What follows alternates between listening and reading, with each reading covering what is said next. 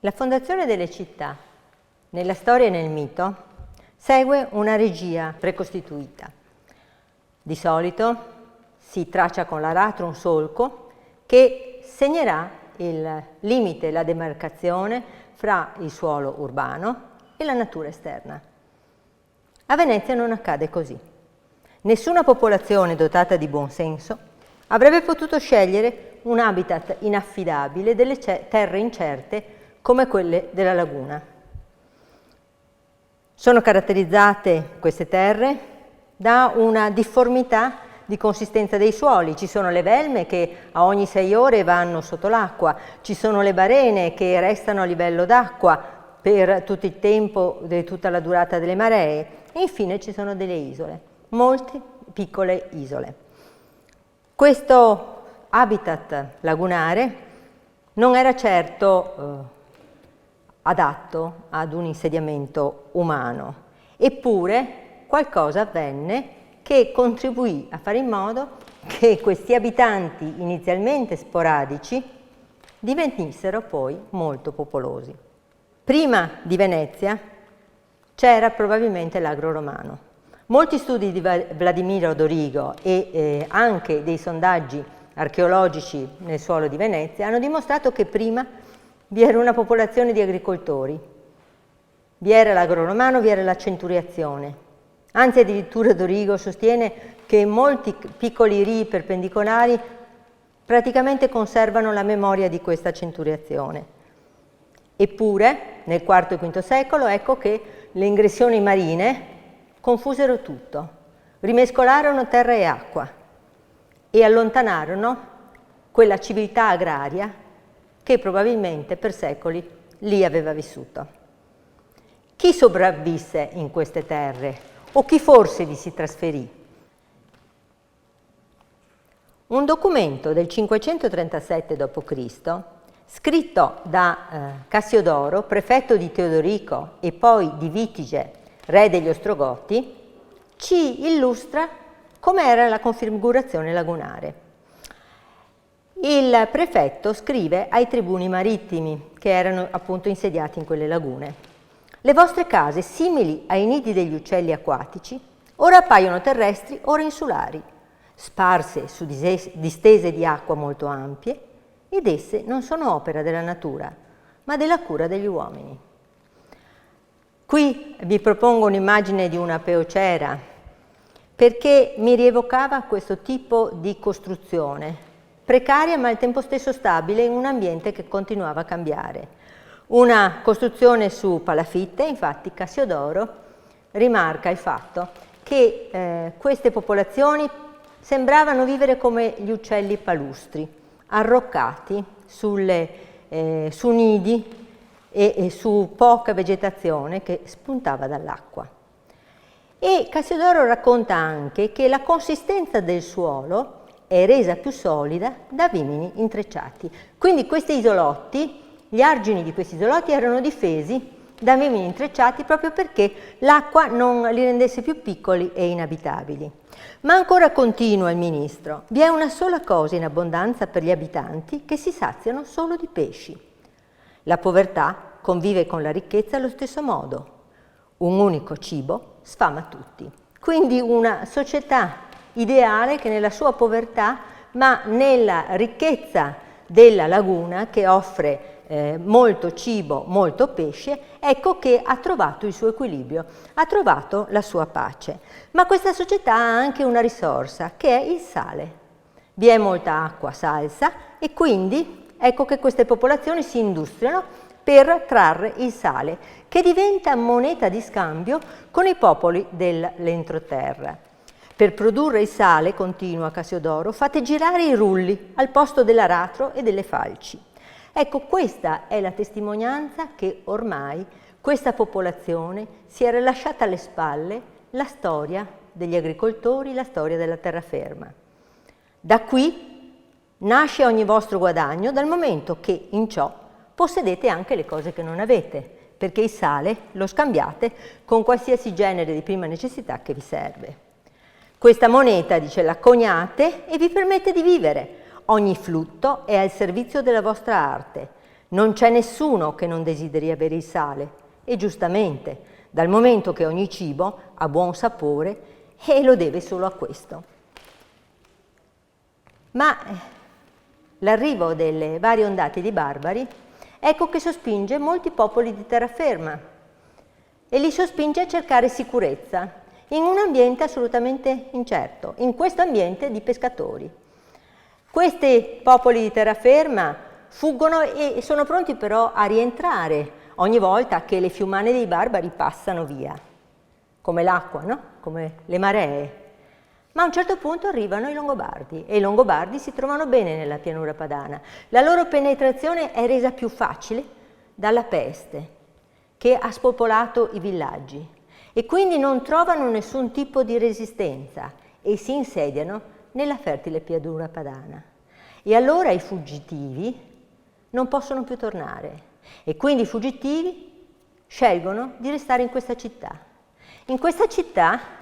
che non è una città, è un non luogo, non è né terra né mare, né porto né agro. Nel 568 i Longobardi occupano il Friuli. L'arcivescovo Paolino fugge da Aquileia a Grado. È una civiltà che si sta spostando. Nel 630 cade Oderzo e nel 640 è fondata Eracliana. Siamo sulla parte litorale verso Jesolo. Ecco l'itinerario che fanno questi fuggitivi. Prima sono le isole della Laguna Nord, Torcello, Costanziaca, poi ecco i litorali, Eracliana, Jesolo, e poi nel 742 si spostano a Malamocco. Perché questo? Ma la Laguna Nord dimostra di avere un clima malsano, di avere un malaere che è determinato dalle foci dei fiumi che fanno ristagnare le acque e quindi imperversano le febbri intermittenti. Queste popolazioni si spostano anche perché sui litorali il clima è più salubre, ma poi a Malamocco ecco che giungono le flotte del figlio di Carlo Magno Pipino. Certo è contestato che sia veramente avvenuta questa battaglia mitica per la storia di Venezia, ma in realtà qualche cosa sicuramente accadde. La leggenda racconta che Pipino giunse a Malamocco, sede del ducato, ma la trovò senza nessuno, la trovò spopolata. I venetici si erano ritirati nelle isole più interne della laguna. Questa è una pianta del 1528 di Benedetto Bordone, è più tarda, però io l'ho scelta perché dà l'idea di questa pace uterina nella quale si trovano le isole più centrali, le isole attorno a Rivo Alto, dove cioè vi sono dei canali più profondi e vi sono delle isole anche più alte, più sicure, dal terreno più certo. Ma, vedendo e osservando bene questa pianta, vi è anche un'area più salubre, perché Rivo Alto e le isole più vicine si trovano proprio davanti alle bocche di porto di Malamocco e di Treporti. Quindi spira l'aria benefica e arriva l'acqua pura dell'Adriatico. Quindi nell'810, dopo lo scontro con le truppe di Pipino, ecco che i venetici si spostano prima provvisoriamente per attirare Pipino nelle secche infide della laguna, dove le sue barche si incagliano e dove il suo esercito viene sgominato.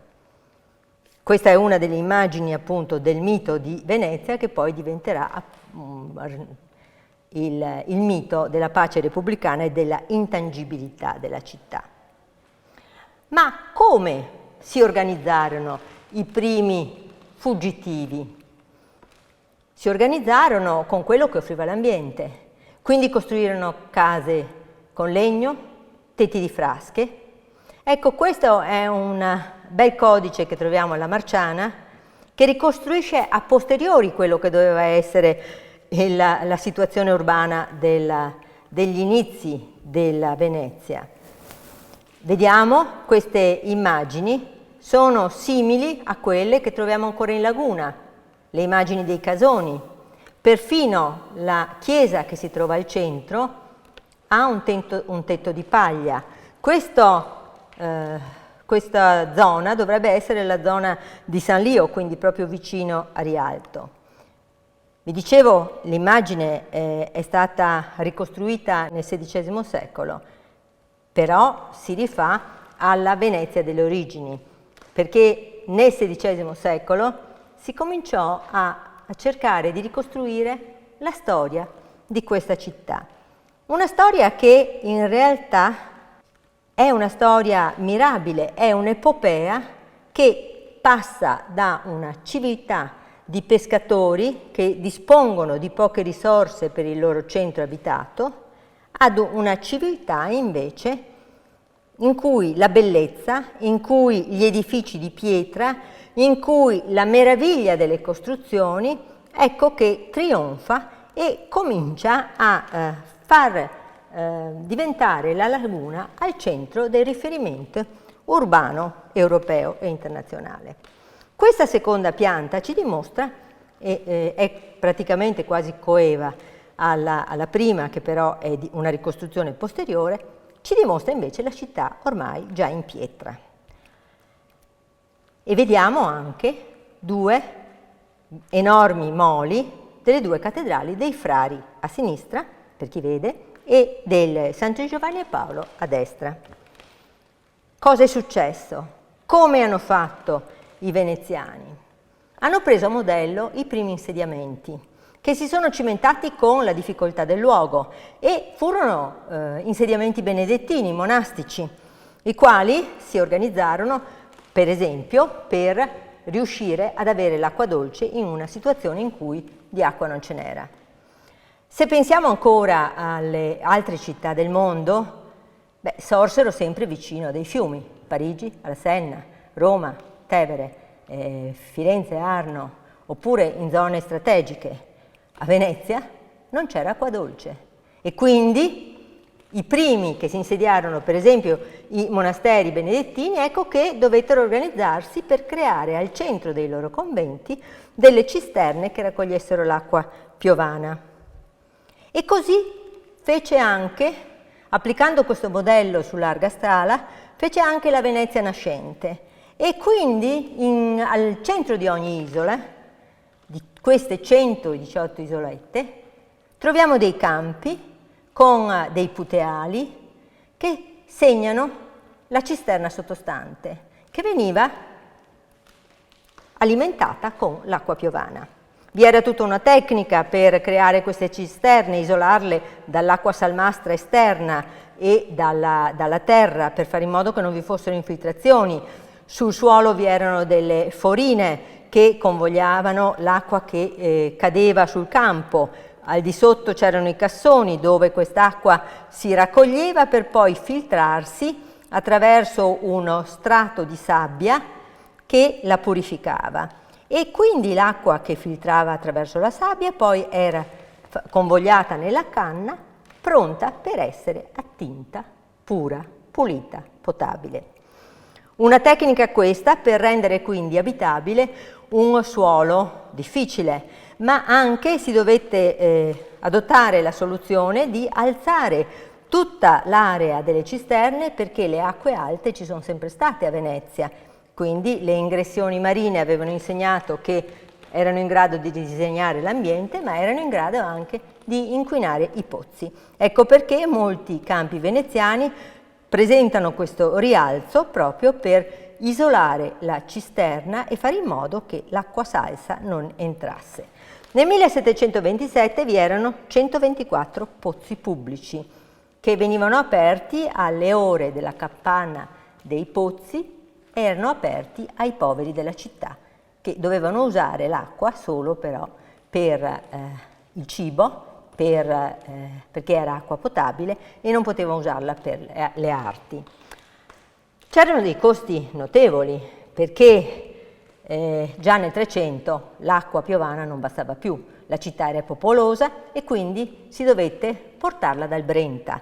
A sinistra abbiamo un'operazione di trasporto dell'acqua con grossi tini da parte delle barche acquarole e, come si può vedere, i tini venivano versati su delle canalette di legno che immettevano direttamente l'acqua nei pozzi. A destra invece c'è l'operazione molto complessa di pulitura di un pozzo inquinato dall'acqua alta che comportava una immissione continua di acqua e l'asporto continuo dell'acqua appunto sporca per poi alla fine poter finalmente riutilizzare il pozzo pulito. Ma c'erano altri problemi di igiene urbana. Il fatto che l'approvvigionamento idrico avvenisse con le cisterne che erano al centro dei campi comportava l'esigenza di tenere questi campi puliti e quindi tutti i vari mercati hebdomadari che c'erano, la vendita per esempio di polli, di formaggi, il trasporto degli animali al macello, comportavano sporcizia e quindi comportavano anche la possibilità di inquinare i pozzi. Ecco perché a Venezia fu urgente provvedere all'igiene dei lastricati, all'igiene dei campi e anche comminare pene severe a quanti insudiciassero i campi. Ma questo tipo di approvvigionamento comportò la necessità, ad esempio, di conquistare il Padovano, perché l'acqua più sana, più buona, era quella del Brenta. Quindi ecco che anche l'espansione di Venezia in terraferma fu dettata in un certo senso proprio dalla necessità di assicurare l'acqua alla città. E anche i quadrupedi che sappiamo in tutta l'Europa erano il segno della nobiltà, la cavalleria, i cavalieri. Non a caso durante la Quarta Crociata i veneziani si portano il simbolo dell'ippodromo di Costantinopoli, questi meravigliosi 4 cavalli che pongono proprio, senza alcun complesso, essendo dei simboli della cultura pagana, li pongono proprio sulla chiesa, sulla basilica del Santo Protettore di Venezia, sulla basilica di San Marco. Ebbene, i quadrupedi saranno destinati a scomparire dalla città, perché si sa sporcano, ma soprattutto una città che non ha una terraferma, che non ha dei campi, una città che deve alimentare i quadrupedi, che usa per il trasporto o anche per i suoi nobili. Fra parentesi, una delle campane che suonava il campanile di San Marco era detta la trottiera, perché i nobili dovevano mettere al trotto i loro cavalli per andare a maggior consiglio. Quindi fino al 200 avanzato, al 300, ecco che i cavalli erano un segno distintivo della nobiltà ed erano usati a Venezia. Bene, furono destinati a sparire per motivi molto semplici, per motivi di igiene pubblica, per motivi di costi, perché bisognava alimentarli e tutte queste biade dovevano essere portate dalla terraferma.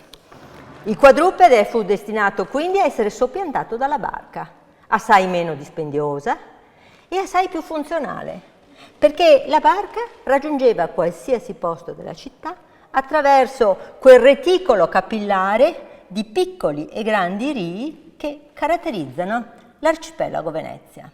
Questa insularità, che fu percepita dai fuggitivi come un handicap, ma avevano il riferimento della terraferma, che fuggivano.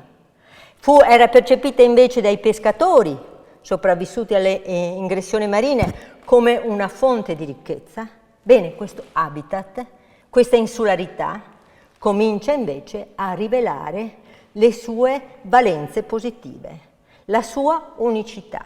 Ecco quindi che la città cresce, ma deve inventarsi delle tecniche costruttive di conservazione del territorio che sono assolutamente originali. Ricordate prima Cassiodoro diceva che i pescatori usavano dei vimini intrecciate per tenere gli argini e per fare in modo che le maree non si portassero via la terra e non continuassero a ridisegnare il territorio in maniera assolutamente inaffidabile. Bene, questi vimini intrecciati furono sostituiti da palificate e poi ecco che si crearono sui litorali anche dei moli aggettanti per fare in modo che anche l'Adriatico non aggredisse i litorali e non rendesse la laguna un unico mare.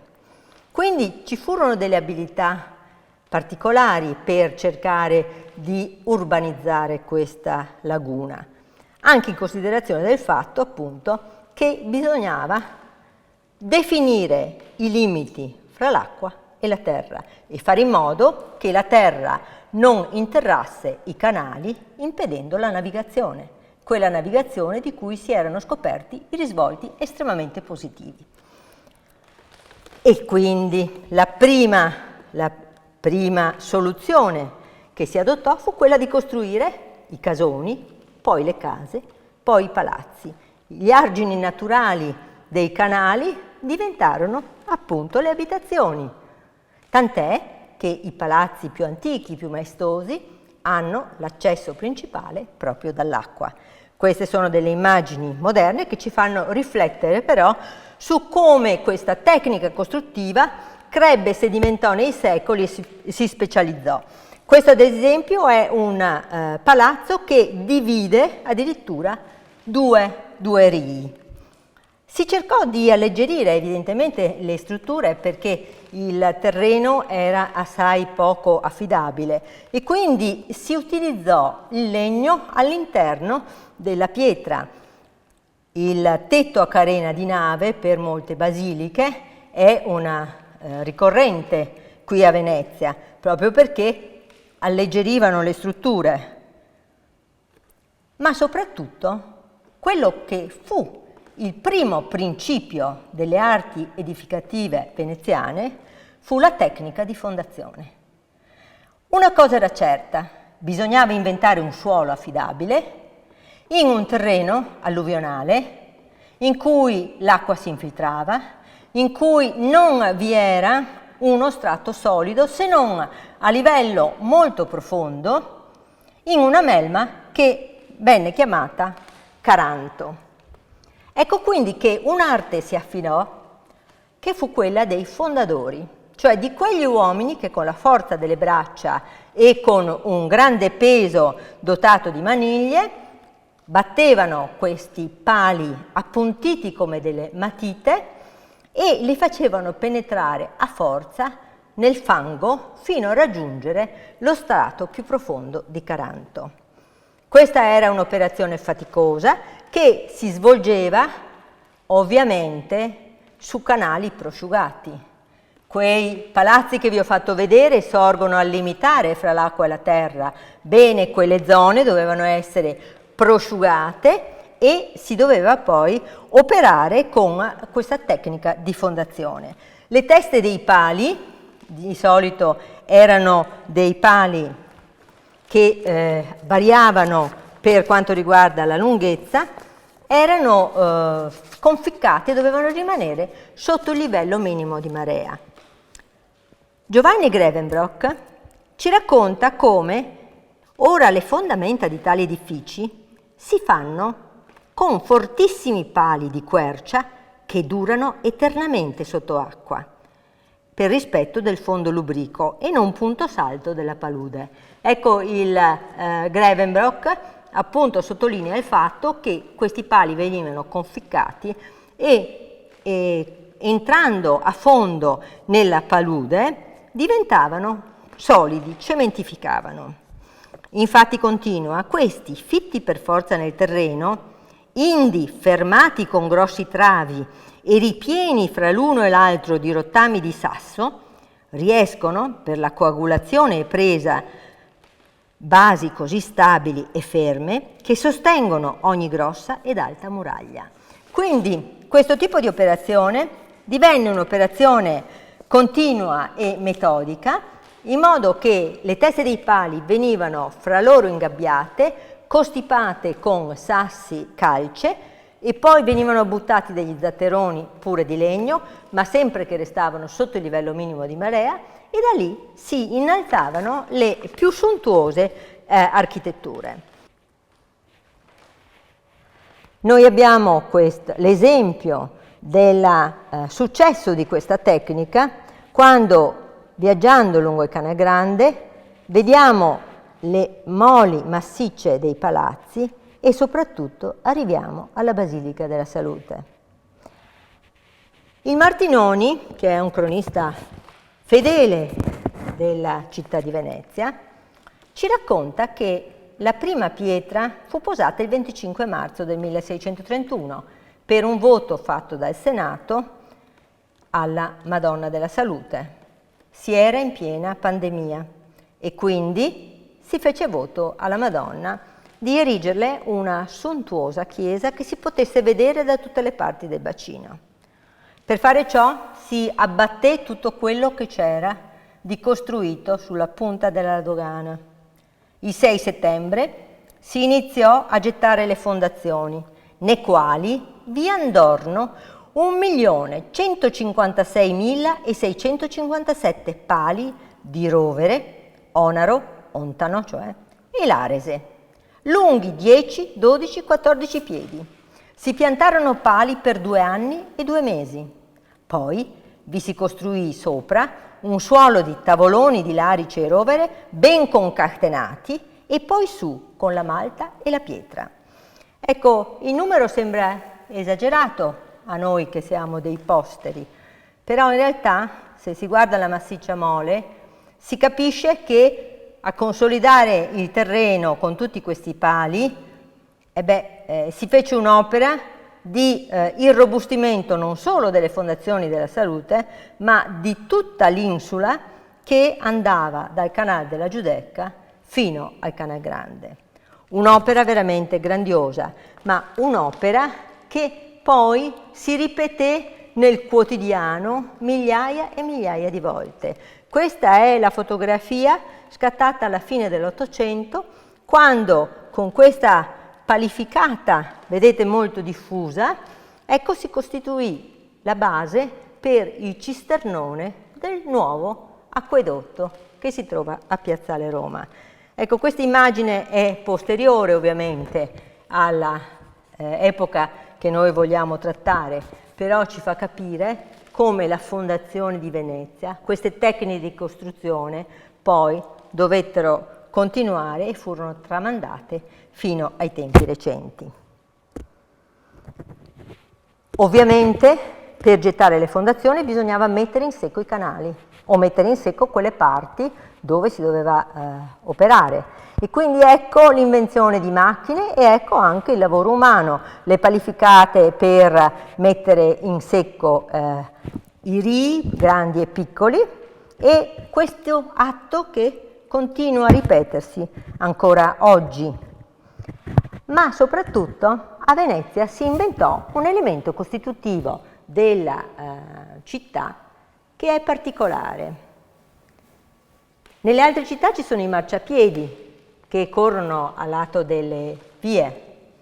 A Venezia furono inventate le fondamente, non le fondamenta. Le fondamenta sono sotto gli edifici. Le fondamente sono a Venezia le vie che corrono lungo i canali e che costituiscono il margine, l'argine delle vie di acqua. Quindi queste vie di terra furono pensate e richiesero anch'esse un tipo di costruzione particolare con palificate e poi con la gettata di pietre e poi di cemento. Ovviamente qui vediamo in tempi recenti la costruzione di una fondamenta, ma la logica costruttiva ci è pervenuta dai nostri avi, dai nostri antenati. Ma non ci furono soltanto le opere che dovevano arginare l'acqua. Ben presto la città si dotò di una viabilità pedonale e questa viabilità pedonale era garantita da ponti, inizialmente ponti levatoi in legno, e i ponti erano costituiti sull'acqua e erano basati su dei pali. Ancora una volta il palo diventa un elemento fondamentale costitutivo, ma questo palo è un palo affiorante e quindi un palo esposto alle intemperie dell'aria e dell'acqua.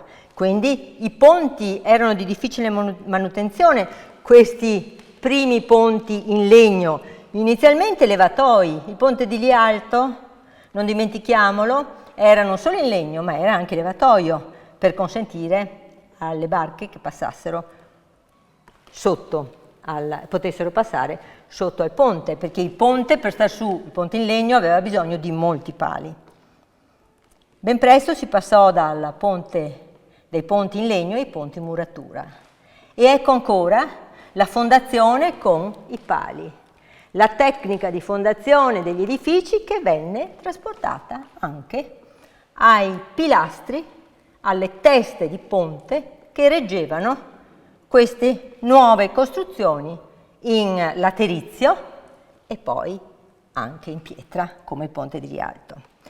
Questo è interessante perché ci dimostra come alla base delle due teste di ponte del ponte di Rialto, che sarà il ponte di pietra, ecco che si studiano 3 palificate a gradoni digradanti verso il centro del canale, proprio per consentire all'arco di avere la controspinta di questi gradoni discendenti verso il centro del canale. Il ponte di Rialto, che fu costruito a fine del Cinquecento, ecco, ce l'abbiamo ancora, grazie proprio anche a questa tecnica di fondazione che fu così abile. Vediamo i pali. Furono impiegati 12.000 pali, 6.000 per parte, e ovviamente tutte le teste di palo dovevano essere sotto il livello minimo di marea. Ma oltre ai pali che reggono o ai pali che arginano nelle fondamenta, si sviluppò a Venezia anche un linguaggio dei pali per segnalare. La laguna è caratterizzata da infide secche, quelle che avevano ingannato Pipino, quelle che facevano arenare chi entrava in laguna e non conosceva le sue acque. Bene, per riuscire a distinguere i canali profondi dalle secche, soprattutto quando la marea copriva le differenze e quindi non si riusciva a verificare dove erano le velme che in alta marea erano coperte, ecco, si studiò tutto un linguaggio dei pali. Questa è una pianta De Barbari, 1500, e vediamo Marghera e il canale che conduce a Venezia.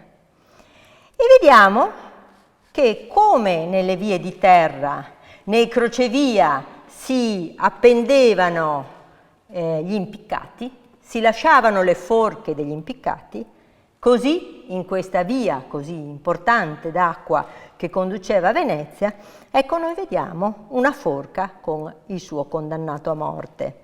E vediamo anche le molte mede e bricole che costeggiano e indicano la strada. Ancora oggi chi rema o chi va in motoscafo ha come riferimento indispensabile le bricole, cioè questi gruppi di pali, che portano su un lato il segno per indicare la parte navigabile e differenziarla da quella appunto di barena e di velma. Ma vi furono poi anche dei pali che indicavano la nobiltà del casato. Erano i pali de casada, che venivano collocati davanti ai palazzi, davanti alle porte dei nobili, e avevano l'emblema della famiglia, che contraddistingueva la famiglia. Qui noi vediamo dei pali de casada, che sono in realtà i pali del Comune di Venezia con Leone di San Marco, questi azzurri, e sotto delle mede. I singoli pali si chiamano mede e servivano per l'ormeggio delle peate o comunque delle barche più importanti. Nel linguaggio dei pali non mancarono poi le paline molto più sottili, più flessibili, che servivano per insinuare le forme delicate e leggiadre delle gondole. Qui abbiamo appunto un insieme di paline che servono per le gondole.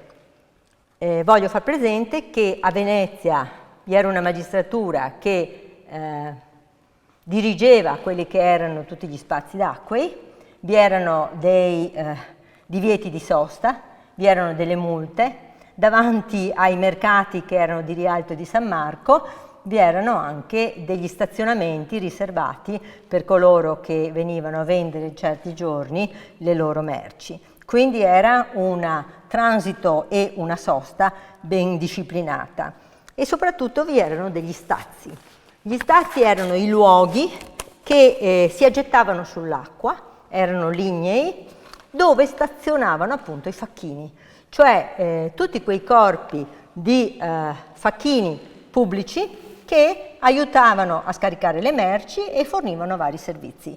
Fra i vari servizi che offrivano vi era anche quello dell'intervento in caso di acqua alta, al suono della campana, l'intervento per chiudere le forine dei pozzi, delle cisterne dei pozzi, perché appunto le cisterne non venissero inquinate.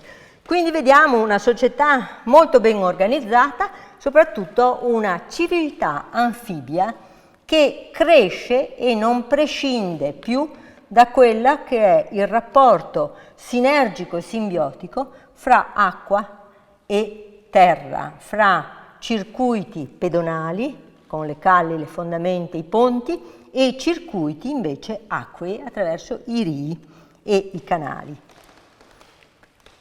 Ovviamente i pali che segnalavano erano quelli che richiedevano una costante manutenzione. Questo è un esempio odierno di un ostazio o di un pontile assolutamente corroso dall'acqua e anche di pali, vedete quelli in fondo, che versano in precarie condizioni. Questo è un esempio tipico di uno delle tante sopralluoghi che faceva il Magistrato alle Acque in tutti i canali della laguna. Vedete San Giacomo in Paluo, Mazzorbo, canale San Francesco del Deserto, canale del Lazzaretto, canale dei Marani, con il censimento di tutti i pali e con la distinzione dei pali buoni, pali passabili, pali nuovi, pali storti, pali da rimettere. Ecco, questa era la manutenzione urbana che era indispensabile per garantire la viabilità. Ma vi erano anche i furbi che volevano ormeggiare la loro barca in luoghi non convenzionali, in luoghi che non erano consentiti, permessi o scelti dalla Repubblica. E quindi ecco che gli abusi, anche nel piantare un solo palo, venivano perseguiti in maniera inflessibile. Ecco, questa per esempio è una terminazione che ne riprende altre del 1535, del 36, del 79 e così via. Siamo nel 1641, ma è un esempio di una terminazione di un provvedimento reiterato. È un provvedimento che stabilisce che non resti alcun palo, punta vecchia o altra cosa immaginabile tanto sopra acqua quanto sotto acqua, che possa impedire il libero e natural corso di dette acque. Ecco, e così pure i pali abusivi venivano perseguiti con la pena di ducati 500, che venivano poi applicati all'escavazione della laguna, quindi alla manutenzione della laguna. Una specie di legge del contrappasso. Tu danneggi la laguna, quindi ti colpisco con una multa di 500 ducati che sarà impiegata per la manutenzione della laguna. E anche è contemplata la possibile pena di 3 anni alla galera, cioè di 3 anni al remo, al servizio al remo. Ecco, queste furono le leggi inflessibili della Repubblica per cercare di colpire gli abusi e per cercare di salvaguardare quella che era l'habitat.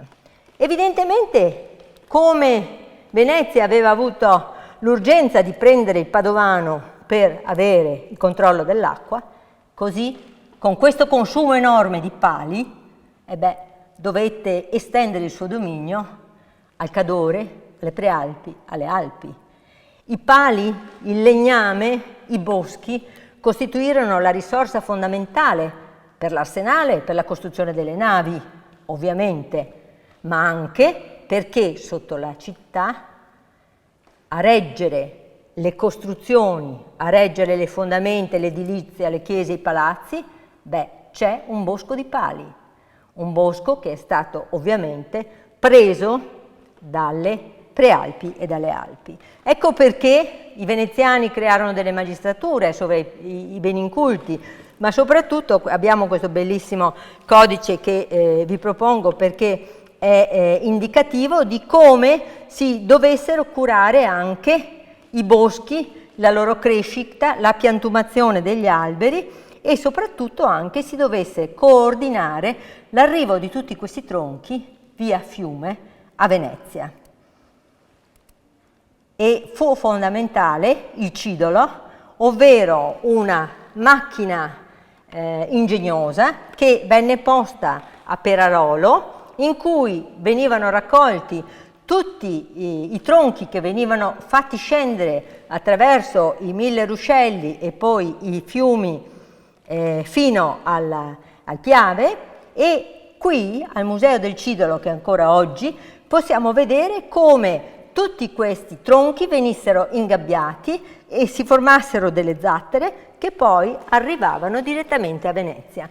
Arrivavano alle zattere, si costituivano materiale per l'edilizia, arrivavano alle fondamente nuove vicino all'arsenale, si costituivano materiale per la costruzione navale. Ecco quindi la grande civiltà anfibia che si organizza dal produttore al consumatore, se vogliamo, e è una civiltà che inventa la città. La sicurezza fu la base fondamentale per l'invenzione di una città e dalla paura ecco che quegli abitanti riuscirono con l'invenzione e col lavoro, sporcandosi le mani nella melma, a costruire la bellezza, a costruire l'unicità di questa città in questi isolotti che divennero poi invece isole di pietra. Diventa una città unica. Grazie.